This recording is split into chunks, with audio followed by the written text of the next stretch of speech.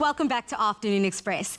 Businesswoman, powerhouse and multi-award-winning media personality, Bonang Matheba has come a long way since her debut on television. She has definitely solidified her position in the industry as one of Africa's most influential women. She is much loved on social media and commands a huge following of over 8.9 million followers across all of her platforms. Bonang, welcome back to Afternoon Express. Siswam!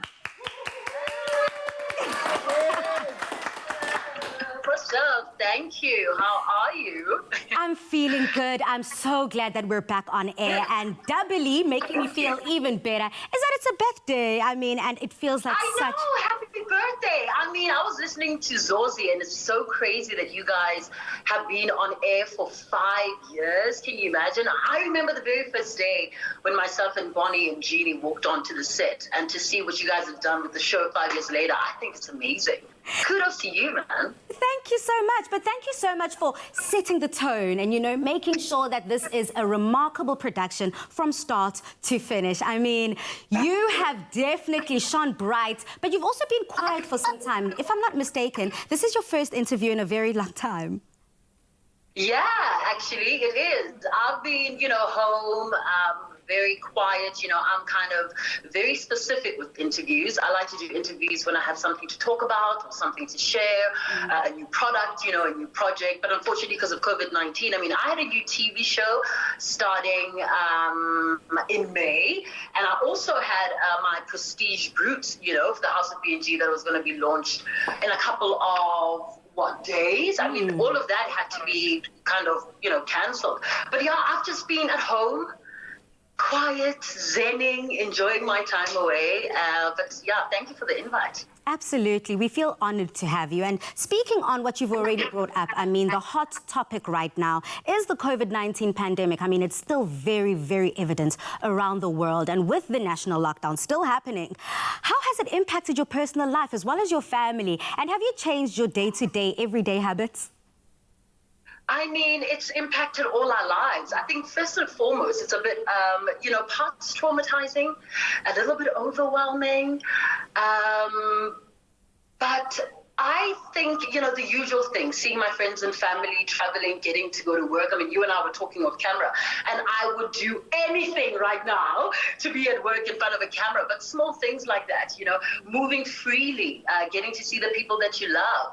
But I also like to see it as a reset. It's wonderful to be at home and not, have to worry about call times or scripts or rehearsals. I just get to be at home and rest for a change. And just be you. I think there's something so beautiful in being allowed the opportunity to just be.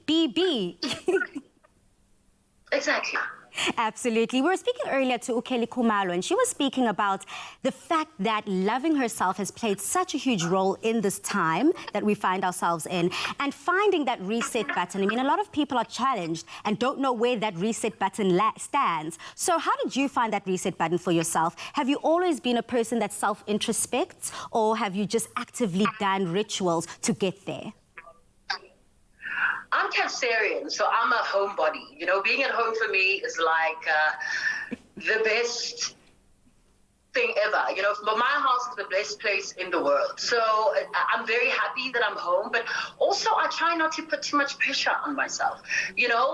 Everybody wants us to either produce an award-winning movie or write a book or be as productive as possible. But it's okay, to just sit at home. I think that's the most important thing. Don't overwhelm yourself with trying to do too much, or overwhelm yourself with trying to pressurize yourself in getting projects done. No. I've been very particular in not putting too much weight on my shoulders. I go with the flow. I sleep when I want to, wake up when I want to, watch television. But because I love myself, I enjoy my own company very much. So resetting, yes, I think I've done it. But it's something that I love to do, in creation. In the creative industry, if you're not in a good space, you can't really produce Absolutely. Good quality work. So yeah, I try to rest and take time away and just be by myself. Just so I'm enjoying it.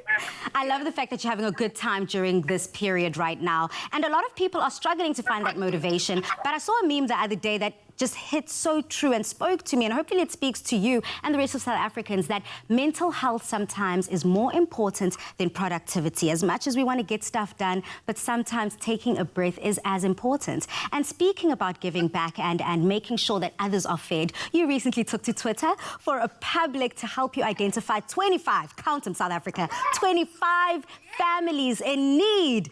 And you were sending them grocery vouchers. I was.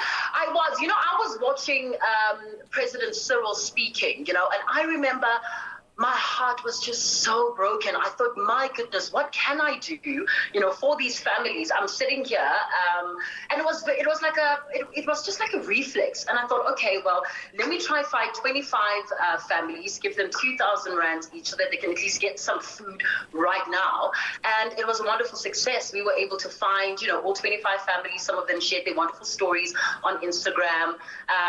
We've been in talks and kind of communicating with them, going back and forth, seeing how we can help them. But I think I wouldn't have been able to do this without, you know, my fan base called the B Force. They were very, very helpful in identifying all these families, identifying all these people who needed all this help. So a big thank you to them. You know, the B Force are a big part of me, a big part of my success, and I try to involve them a lot in everything that I do. This for us was very important. There were people within the B Force that needed help.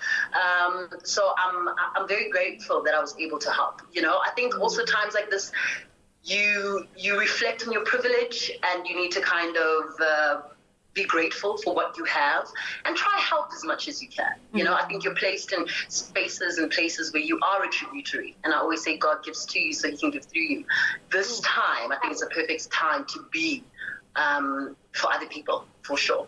Well, thank you for doing that. And I know after the break, I want to touch on what you have created with your mother. Incredible work. Again, stepping above and beyond yourself to give back to those that are in need. Thank you so much. And South Africa, we definitely see you too connecting with us on social media. We are trending number 4 in South Africa on Twitter. So let's keep the momentum going, South Africa. Let's keep celebrating together. Let's keep spreading the love and uniting, because after the break, we're going to be diving into that delicious cake. And we have part 2 of our conversation with Queen Bee. See you after the break.